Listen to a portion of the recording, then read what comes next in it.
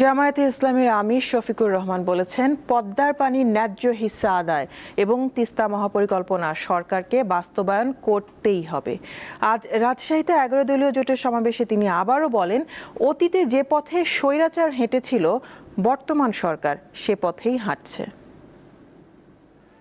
11 দলীয় ঐক্যের জাতীয় শীর্ষ নেতৃবৃন্দ গণভোটের রায় বাস্তবায়ন, জনদুর্ভোগ লাঘব এবং পদ্মার পানির ন্যায্য হিস্যার দাবিতে শনিবার রাজশাহীর ঐতিহাসিক মাদ্রাসা ময়দানে বিভাগীয় সমাবেশের আয়োজন করে জামায়াতে ইসলামীর নেতৃত্বাধীন 11 দলীয় জোট। এতে প্রধান অতিথি হিসেবে যোগ দেন জাতীয় সংসদের বিরোধী দলীয় নেতা ও জামায়াতে ইসলামের আমির শফিকুর রহমান।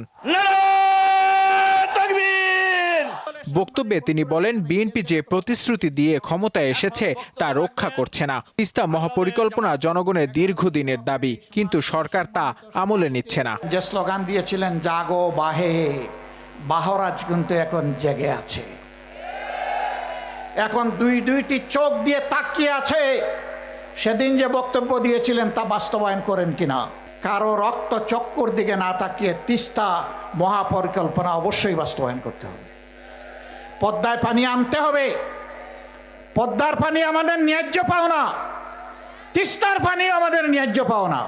বিএনপি দুর্নীতিমুক্ত দেশ গড়ার অঙ্গীকার করলেও বাস্তবে তার উল্টোটা করছে বলে অভিযোগ করেন এই নেতা। ধিক্কার জানাই। আজকে আপনাদের পরিচয় হয়েছে, আপনাদের নাম ছিল জাতীয়তাবাদী দল, এখন মানুষ বলে চাঁদাবাজি দল। আপনারা মনে রাখবেন, যেই পথ ধরে স্বৈরাচার চলেছিল একই পথ ধরে আপনারাও হাঁটছেন। স্বৈরাচারের যে পরিণতি অতীতে হয়েছে, আপনাদের পরিণতি ভিন্ন হবে না যদি এই পথ থেকে আপনারা ফিরে না আসেন। সরকারকে গণভোটের রায় বাস্তবায়ন করতে বাধ্য করা হবে বলে হুঁশিয়ারি দেন জামায়াতে ইসলামের আমির। এর পাওনা বুঝে নেওয়ার জন্য তৈরি হন। নূর আলম, দীপ্ত, বার্তা কক্ষ।